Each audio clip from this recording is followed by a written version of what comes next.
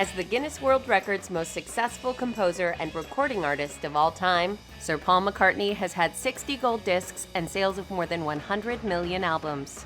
Paul McCartney is one of those people that is iconic because he is beyond a songwriter, beyond a musician. Born in Liverpool, England on June 18, 1942, Paul McCartney made history as a member of the Beatles, the most successful and critically acclaimed music group in history. The Beatles in some way were not different from boy bands. You know, there's always a cute one, a dark one, a sad one. He was the cute one. Everyone loved him. He also was the talented one, or one of the talented ones. He was a great singer, songwriter. During his time with the Beatles, McCartney is credited with writing 70 songs on his own, including All My Loving, Can't Buy Me Love, Yellow Submarine, and Yesterday, the most covered song in pop music history. Yesterday is one of those songs that I really enjoy just because the melody's so nice, and the story of him just singing about scrambled eggs, turning it into a song called Yesterday. It's intriguing to know that something could start as a simplistic idea about breakfast and then turn into a timeless classic song.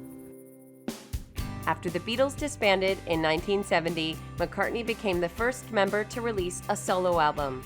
He went on to form Wings with his wife Linda Eastman, who McCartney remained with for nearly 30 years until her death from breast cancer. I personally think Wings is totally underrated. Wings was extraordinary.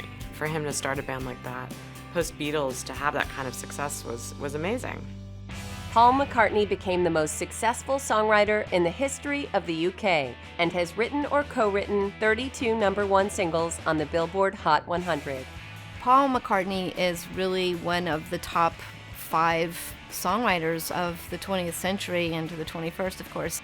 The songs that he wrote with the Beatles, many with John Lennon, but then just this incredible body of work that he developed as a solo artist really stands the test of time. I mean, they're classics. During the 90s, Paul McCartney had a planet named in his honor, was knighted by the Queen of England, and was inducted into the Rock and Roll Hall of Fame as a solo artist. Paul McCartney is as close to royalty as you can get in the music business. In 2008, McCartney split from anti-landmine crusader Heather Mills in one of the costliest divorces in history, but rebounded with a new marriage and continues to tour and sell out massive arenas. It's amazing to me that Paul McCartney is still such a huge draw now in his 70s. He actually headlined Coachella a couple years ago, and he will be until he decides to stop playing. I mean, those songs are iconic. They cross generations. He's hip. He's cool. He's Paul McCartney.